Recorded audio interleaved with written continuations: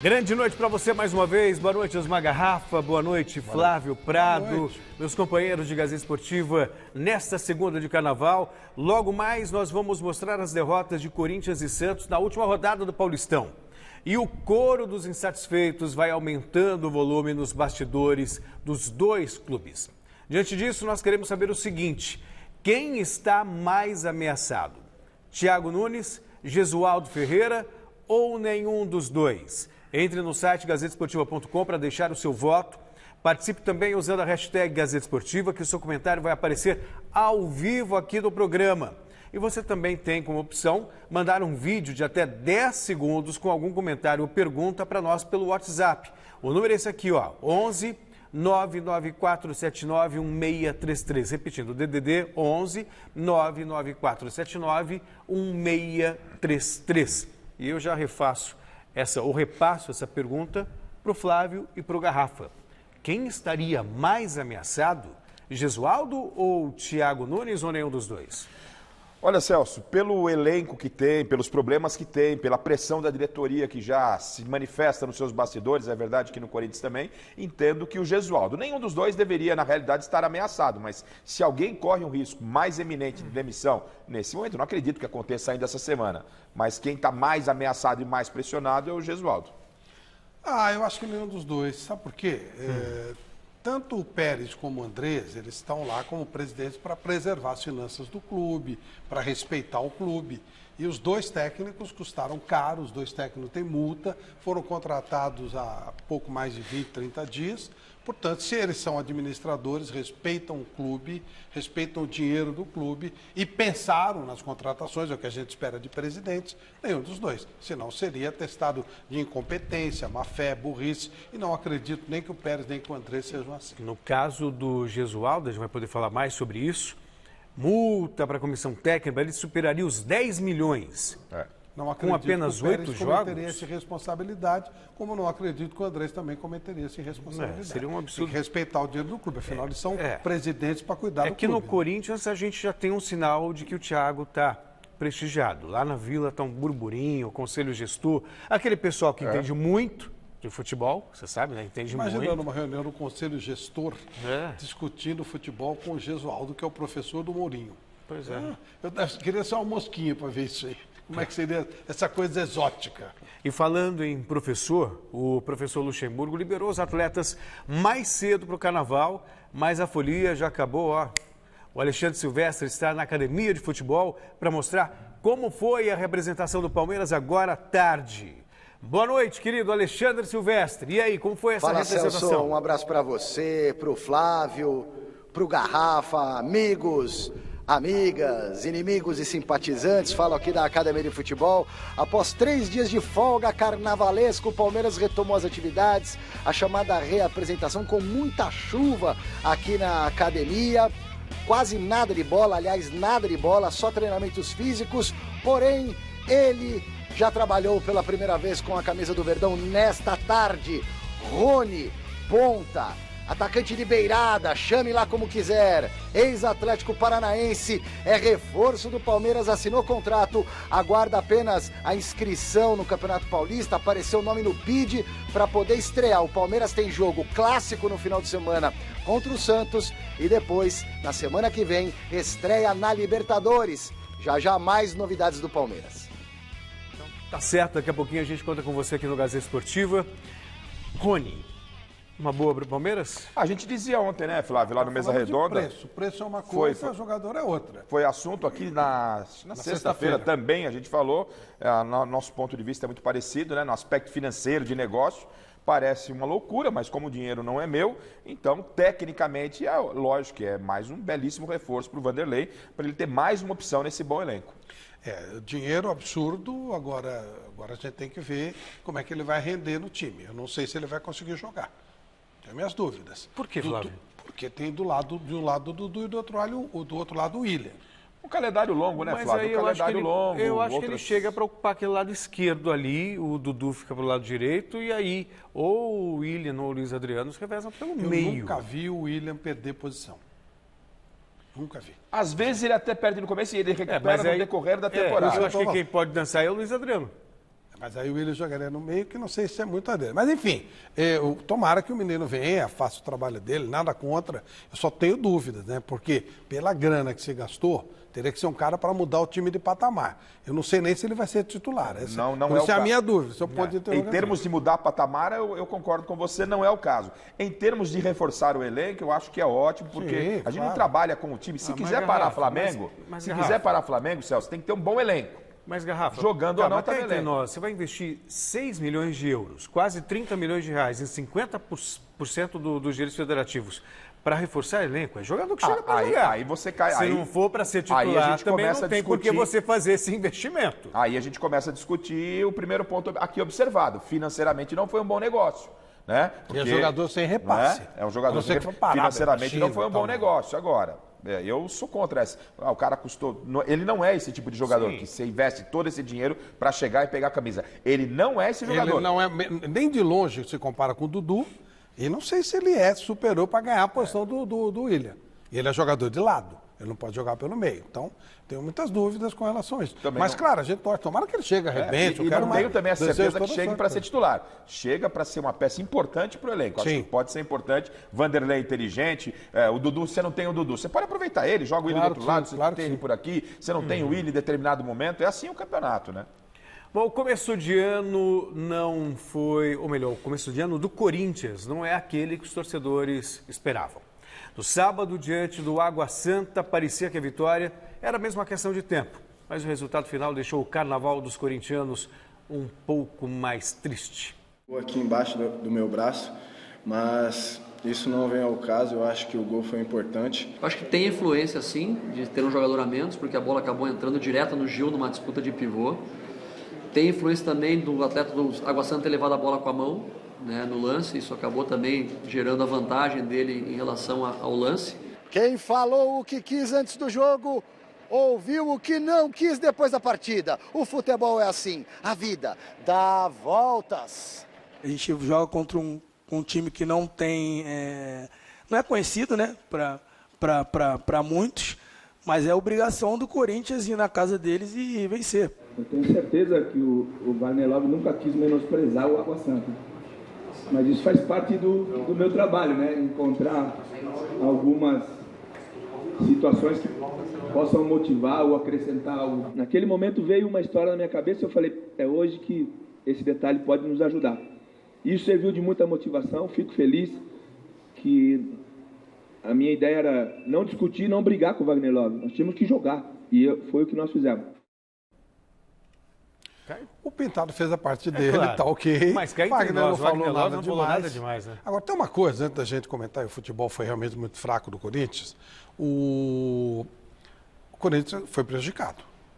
A bola bateu no braço do Robinho e, portanto, tinha que parar a jogada, que é a nova regra. No ataque, bateu na mão, para. Acabou. Então, isso é indiscutível. O Corinthians foi prejudicado. O lance era o último lance do jogo.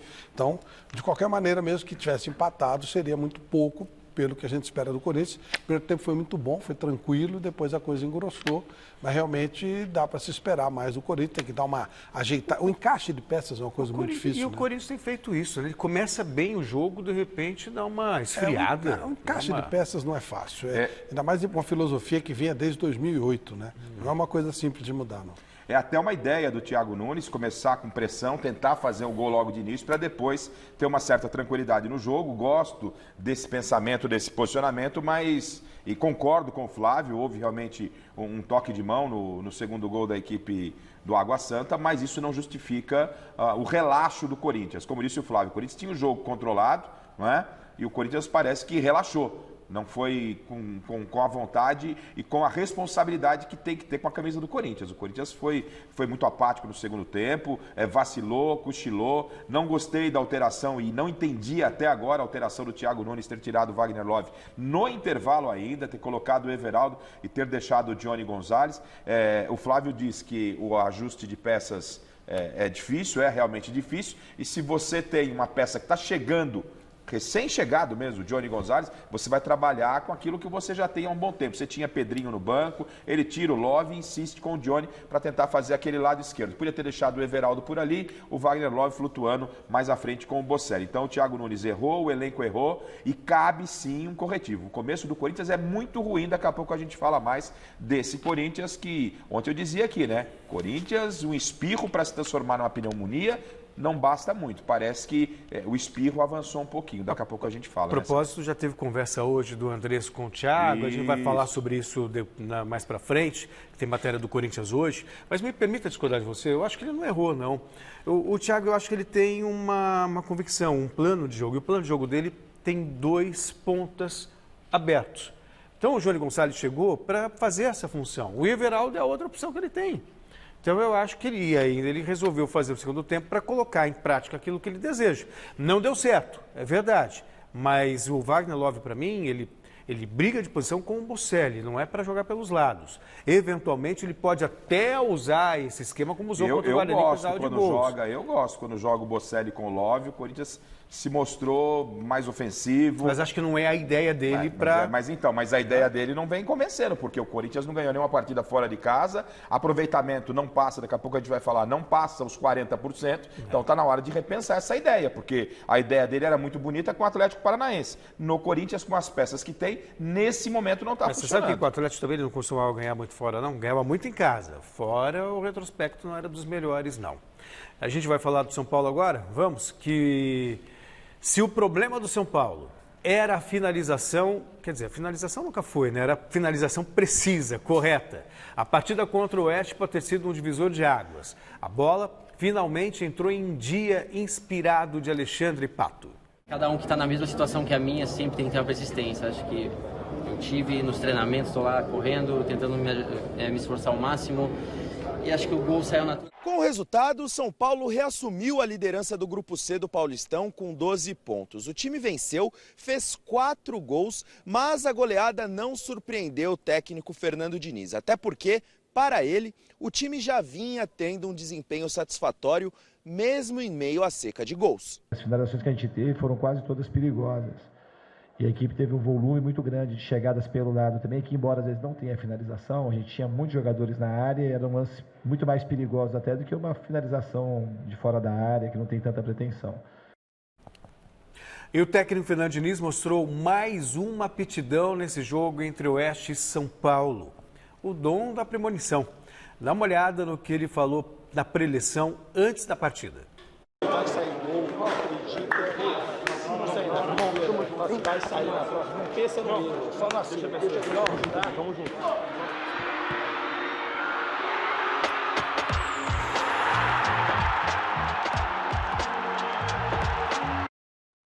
Não sei quantas vezes ele já falou isso pro Pato, mas cá entre nós. Desde agosto. Isso faz uma diferença danada pro cara que está querendo ganhar confiança, né, gente? O Pato, ele tem ele é um cara que precisa ser apoiado, ele é um cara que tem... eu já falei algumas vezes aqui, né? Um dos primeiros trabalhos do Fernando Diniz, quando ele chegou no São Paulo, foi conversar com o Pato. Então, uma conversa muito séria. Eles tiveram uma empatia muito grande, eles se respeitam muito. O Pato porque é engraçado, a pessoa em casa está vendo e vai dizer, o cara que ele chega no destaque como chegou o Pato e tanta gente, vindo de uma origem muito humilde, o cara tem problemas, é uma dificuldade, é uma briga constante dele com ele mesmo.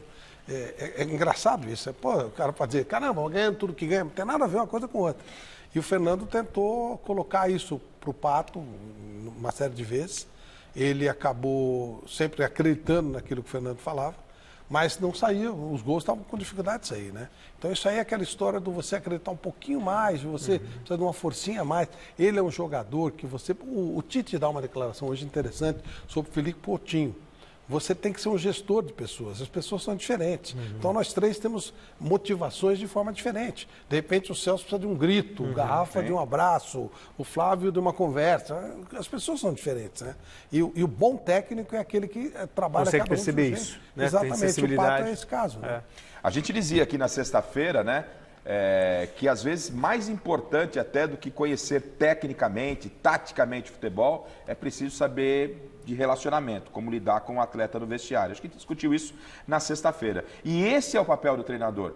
Isso, é claro, a gente não tem esse acesso hoje com as redes sociais, é um pouco mais tranquilo, a gente consegue chegar um pouco mais perto desse momento íntimo no vestiário, e esse é o papel sim do treinador, não é apenas lá o treinamento, corrigir fundamento, acertar a equipe taticamente, é você passar confiança ao atleta, é você saber aonde o atleta está necessitando de um apoio maior, e aí vem isso que o Flávio falou, às vezes é com aspereza, às vezes é com carinho, às vezes é com uma conversa, é por aí, o Diniz está coberto de razão e o Pato, obviamente, ele fica mais leve, e assim como o São Paulo ficou mais leve com essa vitória, Celso. Sim. Independentemente de ser oeste, o São Paulo fez a lição de casa. Eu tenho dito sempre, o São Paulo precisa ganhar até para o ímpar. De 2012 para cá não ganha nenhum título, o São Paulo tem que ganhar tudo que disputa. Há uma cobrança e uma ansiedade muito grande em relação à conquista, a vitórias. E o Fernando falou aqui no Mesa, né, que ele sabia que o trabalho estava sendo bem feito, estava sendo muito respaldado pela direção, mas ele tinha plena consciência. Se não saísse os resultados, não tinha jeito, né? E felizmente estão saindo. Acho que é um trabalho que merece ser visto com muito carinho, um trabalho de profundidade que, se respeitado, pode transformar o São Paulo numa outra coisa muito, muito acima do que ele tem sido nos últimos tempos. Queria também fazer uma menção honrosa ao Daniel Alves, viu? Autor dos outros 2 gols, tem números impressionantes, mas está jogando como segundo volante do São Paulo. Uma liderança absurda e altamente positiva. Muito, muito, muito, muito. Ele é muito acima do normal como jogador de futebol, como líder, como...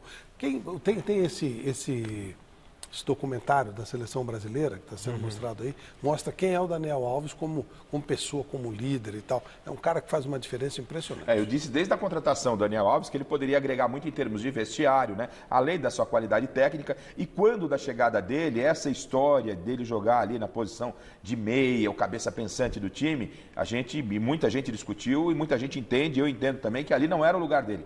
Com o Fernando Diniz, ele está com um posicionamento diferente, tem uma outra liberdade, consegue encostar mais uns homens de frente, consegue servir os companheiros, então o Diniz, outro mérito a ele, está achando uma posição ali para o Daniel poder render, porque no começo não estava se encontrando como o 10 do time, não. Se a vida do português Jorge Jesus é tranquila no Flamengo, não podemos dizer o mesmo do conterrâneo Jesualdo Ferreira no Santos. A derrota para o Ituano no sábado colocou um pouco mais de pressão no treinador do Peixe. É fácil jogar quando encontramos uma equipa que procura o contra-ataque e, acima de tudo, que fecha muito, joga toda atrás da linha da bola. O espaço é pouco e, às vezes, aí, nessas alturas, se criam situações negativas para a equipa que está a atacar, foi o caso do Santos, e que se criam e se abrem boas perspectivas para a equipa que estava a defender. A equipe tem que se encaixar, o professor Jesualdo é um método diferente do São Paulo. O São Paulo era um cara mais agressivo na marcação, o time jogava mais lá em cima, já o Jesualdo pede para a gente esperar um pouco mais. E ele já falou pra gente que isso vai mudar durante os treinamentos.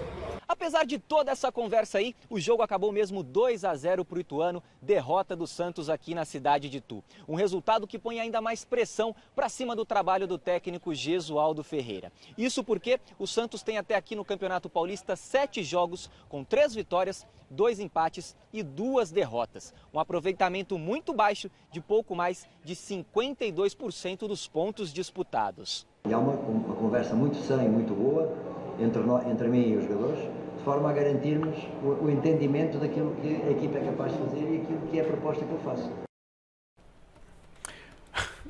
Esperavam um Jesus, e mesmo Jesus teve um começo ruim no Flamengo. E Jesualdo não é Jesus, e também não é São Paulo. E o Santos tem costume feio de perder em Itu, né?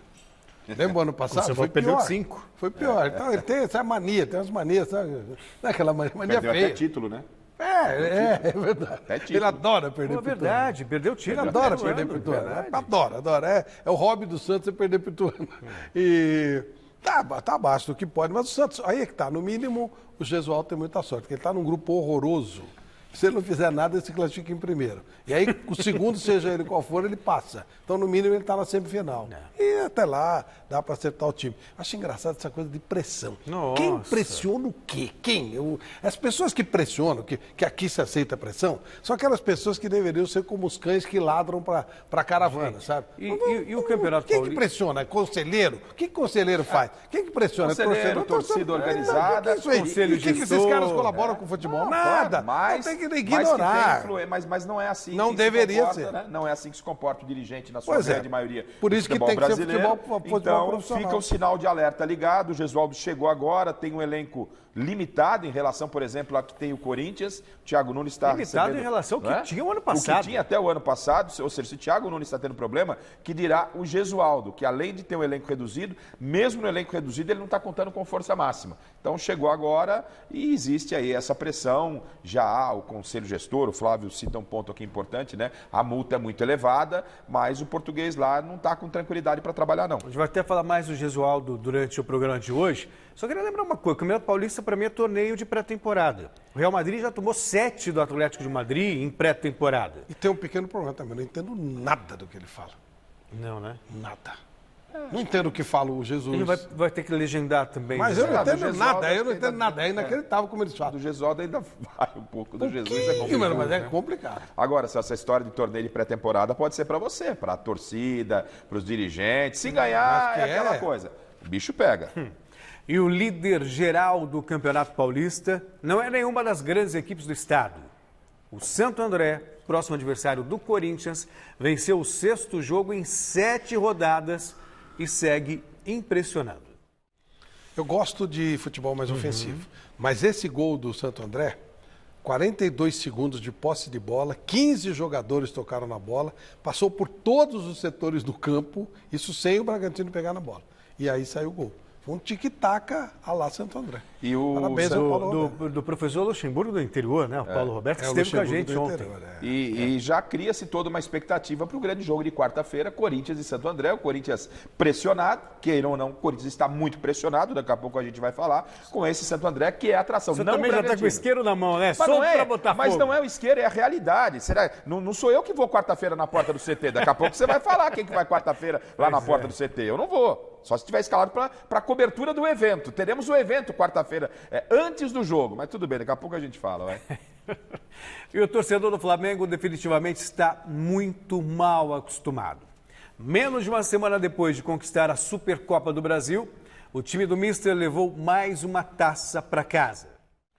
Tem sorrisinho, tem tudo, mas para eles também é pré-temporada, viu, Garrafa? É só uma baita baba, mas esse jogo é babaiada. Mas o Flamengo está deitando. Ele não tem culpa de não ter adversário, a culpa não é dele. Se os outros lá não existem, joga com Boa Vista mesmo. O problema é dos outros. O Flamengo fez o dele, meteu um time bem reserva, né? E ganhou o jogo como que não quer dizer nada. Como diz o português, ficaram bravos com ele, não faz fá nem fu ganhar isso pra ele. Não vai nem colocar no currículo. Mas tá jogando, ganha, ué. Vou fazer o quê? Início de temporada e o Flamengo fazendo a lição de casa. Queira ou não, tá fazendo a lição de casa. Agora, que pecado também, hein? Que heresia comparar Jesus com o Gesualdo. Olha o que tem nas mãos o Jesus e olha o que tem nas mãos o Gesualdo. Pelo amor de Deus também, né? Não dá pra comparar Jesus. Não dá. Jesus é outro papo, é outro patamar. Tá certo. E vamos ver se tem recado já da galera pelo WhatsApp? Roda aí. Boa noite, Gazeta Esportiva. Na minha opinião, quem está mais ameaçado é Thiago Nunes, do Corinthians. Beleza? Valeu. Aqui é Ed de Guaianazes. Falou. Boa noite, pessoal do Gazeta Esportiva.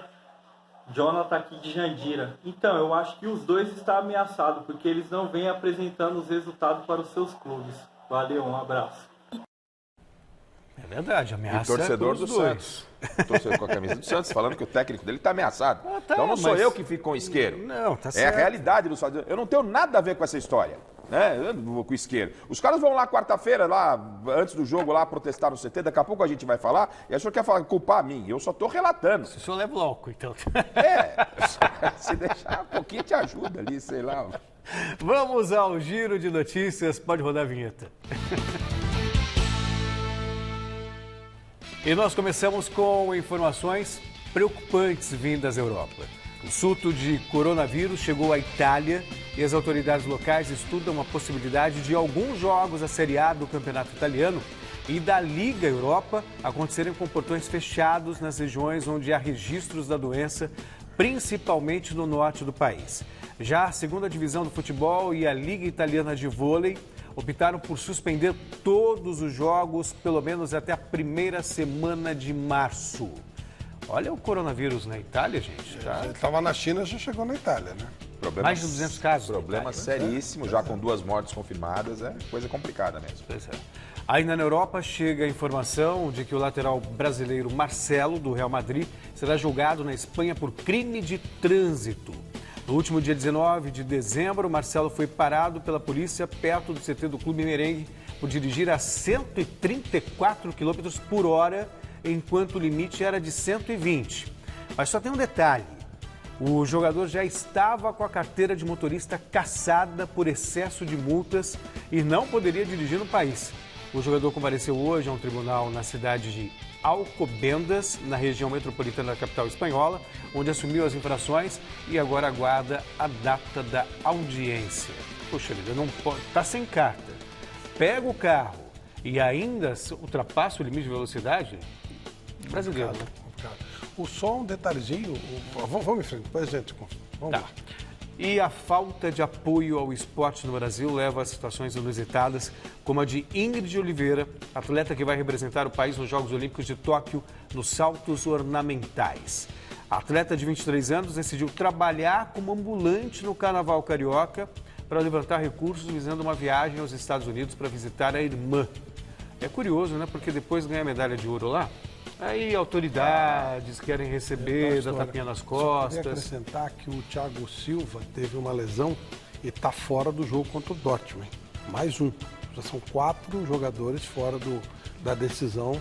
O cara que ia marcar o Haaland já não será o Thiago Silva. Pois é, que situação, né?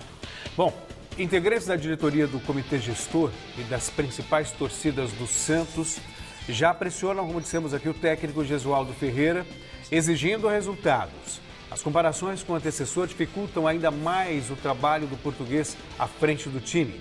Vamos acompanhar então quais as principais mudanças que o treinador santista vem tentando implementar nessa temporada para dar uma resposta aos críticos.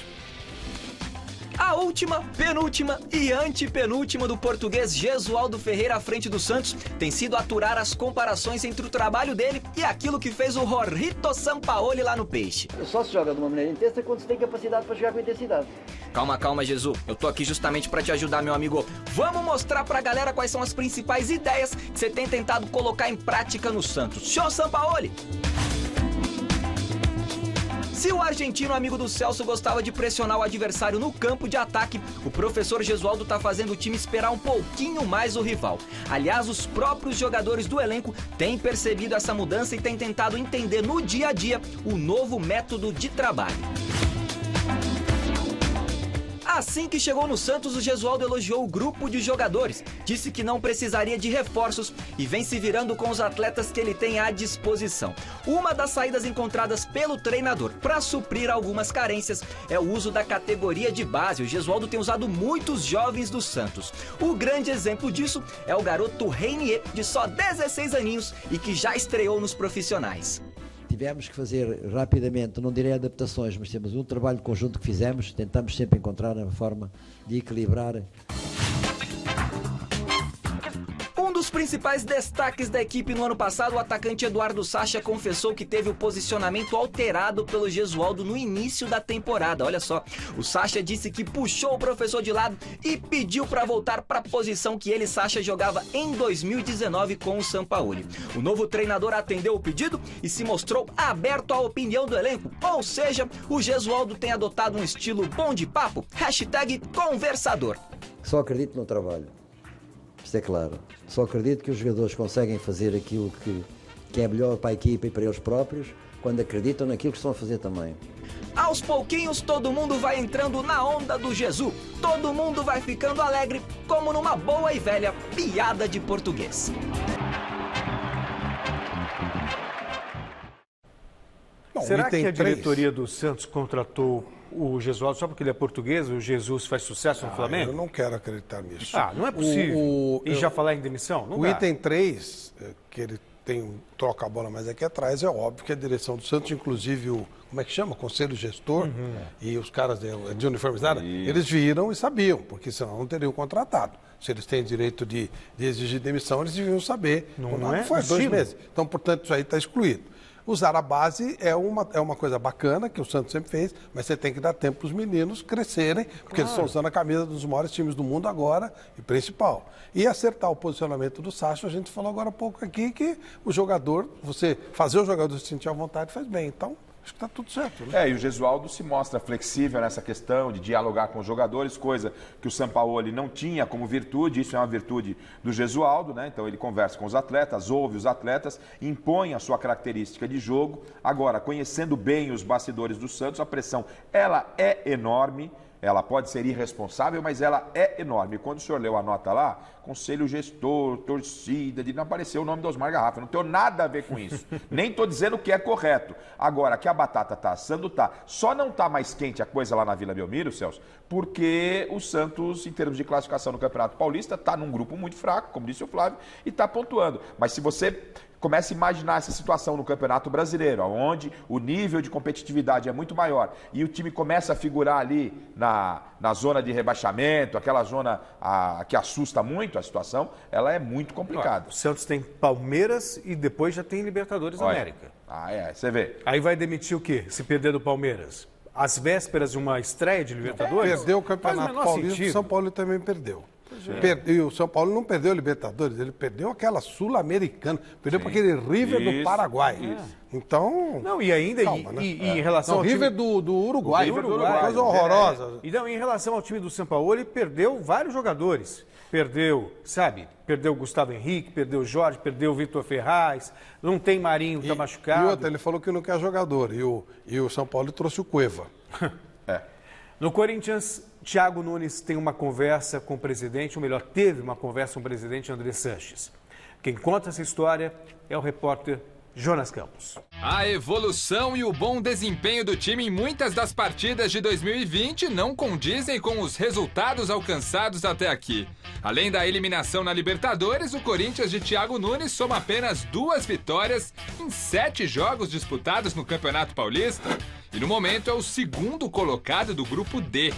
Uma equipe indiscutivelmente mais ofensiva do que em anos anteriores, mas que tem demonstrado fragilidade na defesa, como na derrota do último sábado para o Água Santa. O que eu penso é que nós precisamos transformar um grupo de atletas que estão muito acostumados a marcarem bastante atrás e saírem num jogo vertical para transitar. E aí, às vezes, mudando a característica do jogo, você expõe jogadores que não eram tão expostos antes. E aí você leva um tempo de adaptação para isso. Para completar, Thiago Nunes também precisa lidar com questões extra-campo, como a tal da cartilha de condutas do treinador, noticiada na última semana, que estabelece algumas normas para o elenco, como o horário das refeições, por exemplo. Eu acho que de verdade essa reportagem foi inventada, porque onde você não cita nomes e generaliza do tipo, os jogadores estão insatisfeitos. Para mim isso aí é invenção. São normas normais de convivência, que acontece em qualquer lugar, mas no Corinthians, que eu disse antes, às vezes um grãozinho de areia, né, vira uma tempestade. Hoje, no CT, foi possível flagrar essa pequena reunião informal do técnico com o presidente André Sanches e membros da diretoria. O que será que foi falado aí, hein? Diante de tudo isso, o Corinthians iniciou a semana trabalhando com mais privacidade, com portões fechados para a imprensa, que só pode acompanhar o aquecimento dos jogadores. E será assim, pelo menos, até quarta-feira, quando o Timão volta a campo pelo Paulistão, na Arena de Itaquera, contra o Santo André, dono da melhor campanha do estadual até o momento. Para essa partida, o Corinthians tem 2 desfalques confirmados. Cássio suspenso pelo 3º cartão amarelo e Camacho expulso no último jogo. Walter entra no gol e no meio-campo, Gabriel ou Richard podem aparecer entre os titulares. Uma outra opção pouco provável, caso esteja com tudo regularizado, é o recém-chegado volante Ederson, de 20 anos, que já trabalha por aqui com os demais companheiros. O André teria ido lá para reforçar apoio ao Thiago Nunes, mas para enriquecer ainda o comentário, antes de passar a bola para o Flávio e para o Garrafa, vamos colocar na tela os números do Thiago Nunes pelo Corinthians.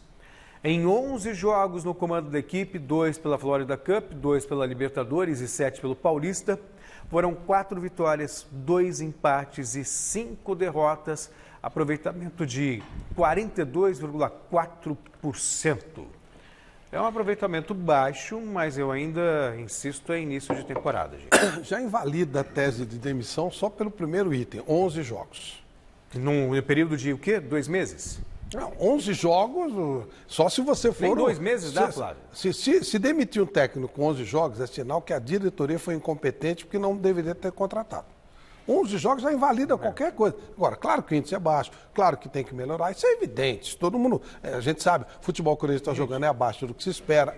Tudo isso é ok. Eu gosto até de lembrar, Garrafa, que o Luxemburgo, quando assumiu o Corinthians em 98, Rio-São Paulo, de 6 jogos, ele perdeu 5.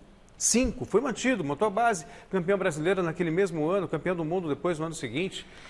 Primeiro lugar, eu sou defensor da manutenção do treinador, de tempo, né?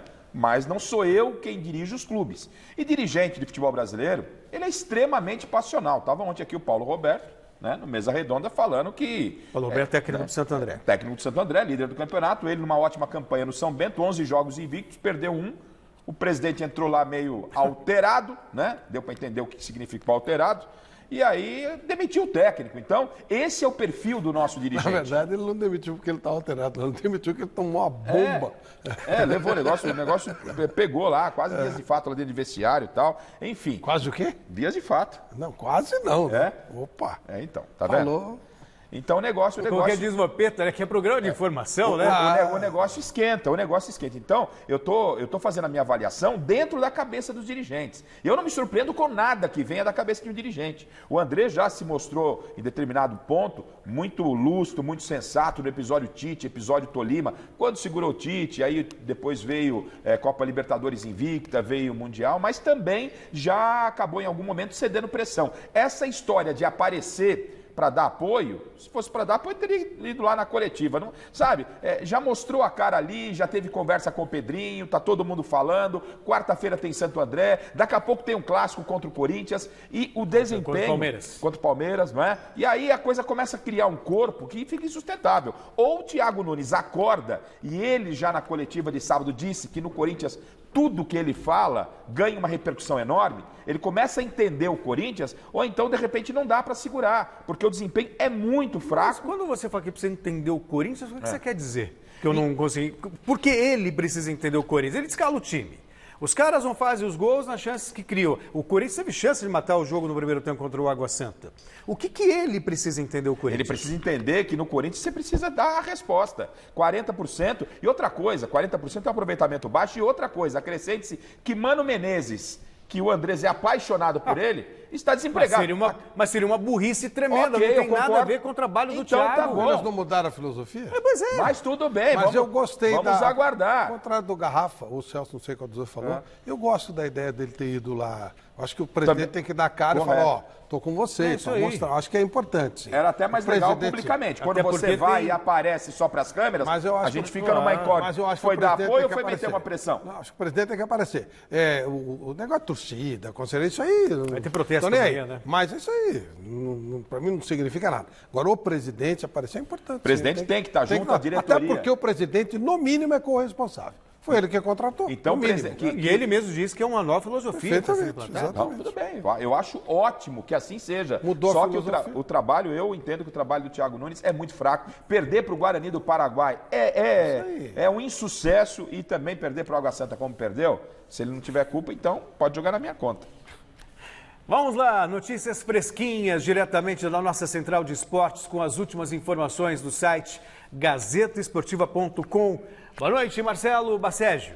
Boa noite, Celso. Boa noite, Flávio, Garrafa. Segunda-feira de carnaval e o bloco do Gazeta Esportiva segue firme e forte, trazendo todas as informações do futebol brasileiro, e a informação que eu trago para vocês é sobre Daniel Alves. Daniel Alves, que começou 2020 com tudo. O camisa 10 do São Paulo é o vice-artilheiro, do Campeonato Paulista com 4 gols, atrás apenas de William do Palmeiras e também de Camilo do Mirassol, mas não só isso. Ele também é o jogador que mais cruzamentos certos tem na competição, apesar de não atuar mais como lateral direito. É também quem mais finalizou certo neste Campeonato Paulista. Ele também tem mais de 600 passes, com uma taxa de acerto de 92,9%. Daniel Alves, dono do meio-campo tricolor, e parece que cada vez mais estabelecido como segundo volante. Aquele debate em relação a qual posição Daniel Alves deveria ter no São Paulo parece que está acabando, e Daniel Alves cada vez mais consolidado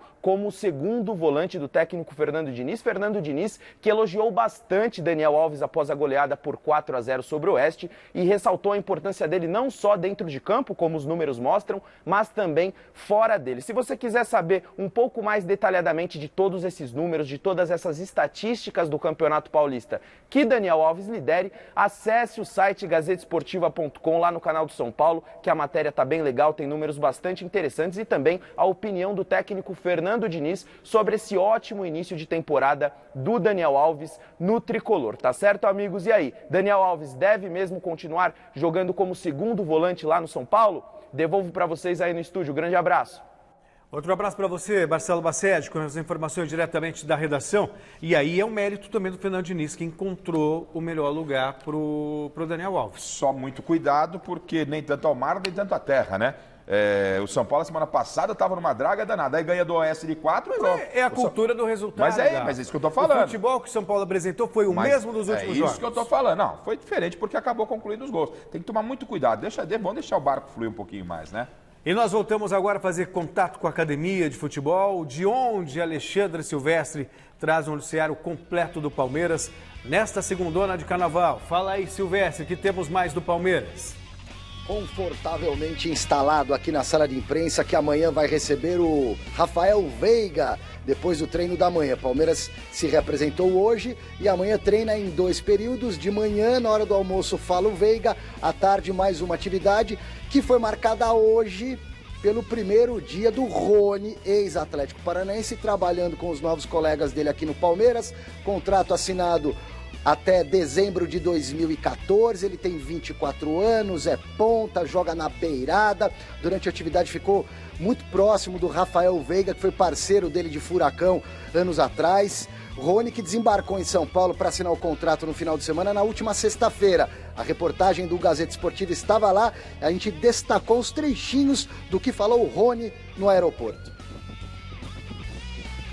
Tá pronto para jogar já, Rony? Ah, com certeza, né? Já vim preparado, já estava treinando com a equipe, então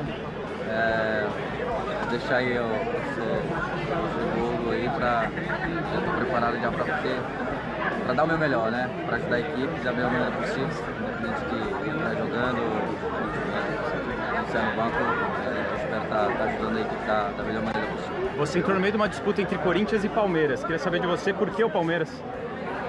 Ah, tava uma disputa, né?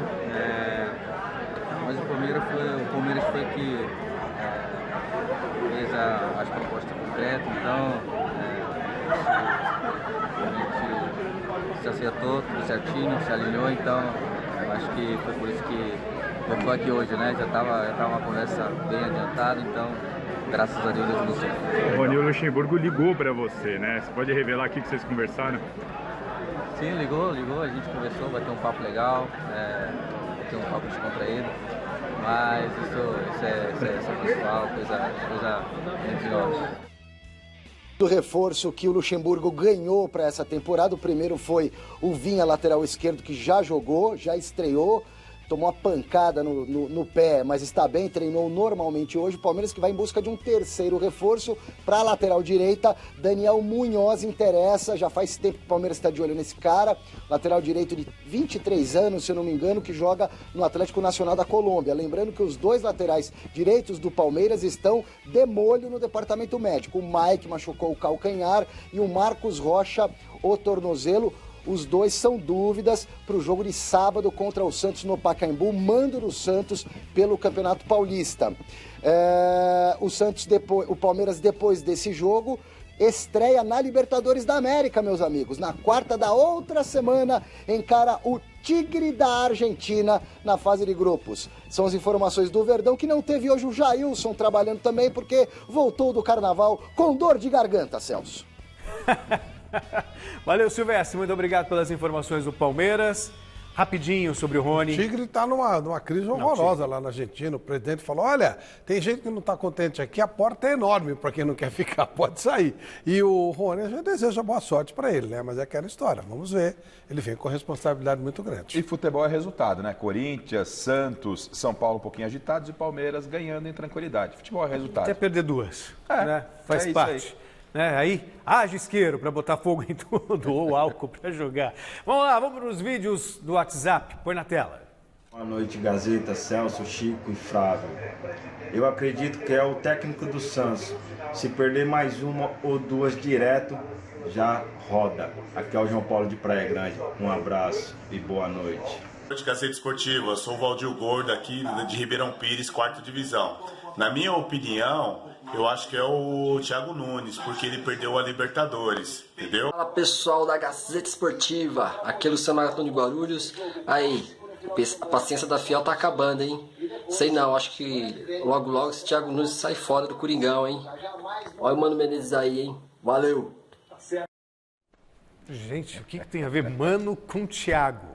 Resultado da enquete. Perguntamos quem está mais ameaçado entre Thiago Nunes e Gesualdo Ferreira. E a maioria respondeu que é o português Gesualdo, com 55% dos votos. Ficamos por aqui, encerramos o Gazeta Esportiva de hoje, homenageando Chris Ferrin, percussionista e backing vocal da banda Slipknot. Boa banda, viu, Flávio? Né? Tá tchau, Flávio. Tchau, Garrafa. Tchau. Grande noite para você. Tem Jornal da Gazeta na sequência. Valeu.